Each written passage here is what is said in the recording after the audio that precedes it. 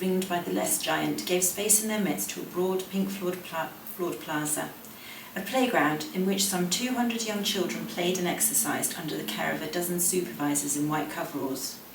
Most of the children, bare, tan and black-haired, were crawling through red and yellow cylinders, swinging on swings or doing group calisthenics. But in a shadowed corner, where a hopscotch grid was inlaid, 5 of them sat in a close, quiet circle, 4 of them listening and 1 speaking. They catch animals and eat them and wear their skins, the speaker, a boy of about 8, said. And they do a thing called fighting. That means they hurt each other on purpose with their hands or with rocks and things. They don't love and help each other at all. The listeners sat wide-eyed. A girl, younger than the boy, said, "But you can't take off your bracelet, it's impossible." She pulled at her own bracelet with one finger to show how safely strong the links were. "You can if you've got the right tools," the boy said. "It's taken off on your link day, isn't it?"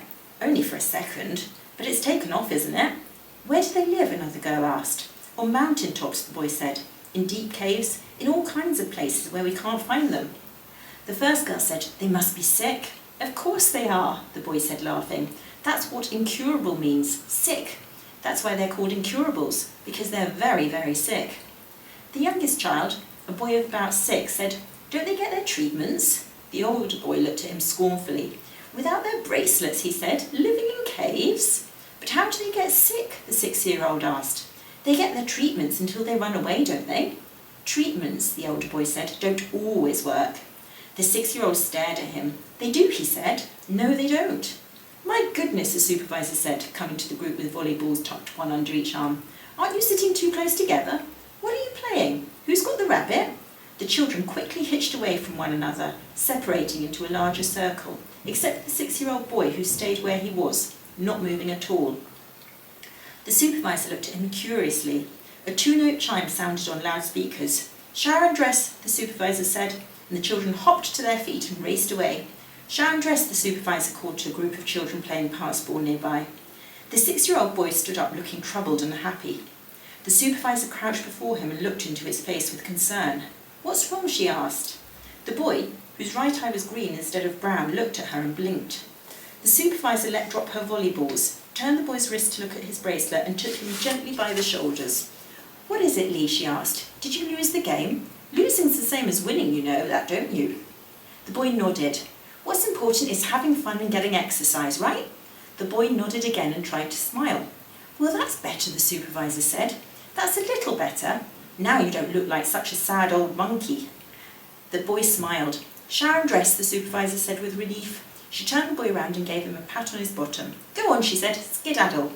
The boy, who was sometimes called Chip, but more often Lee, his name bar was Lee RM35M4419, said scarcely a word while eating, but his sister, Peace, kept up a continuous jabbering, and neither of his parents noticed his silence.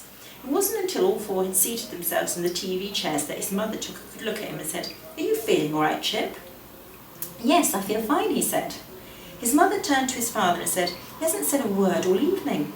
Chip said, "I feel fine." "Then why are you so quiet?" his mother asked. "Shh," his father said. The screen had flicked on and was finding its right colours.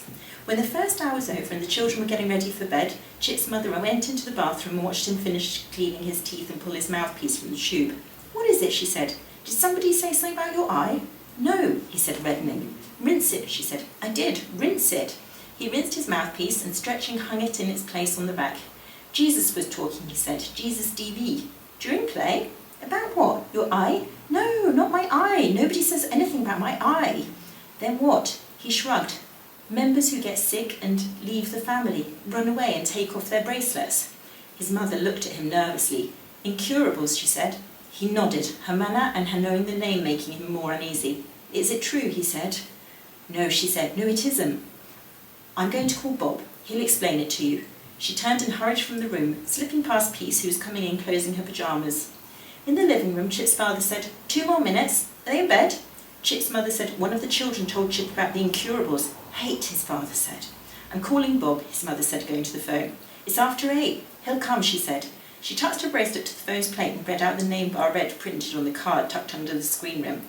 Bob NE20G3018. She waited, rubbing the heels of her palms tightly together. "I knew something was bothering him," she said. "He didn't say a single word all evening." Chip's father got up from his chair. I'll go talk to him, he said, going. Let Bob do it, Chip's mother called. Get Peace into bed. She's still in the bathroom.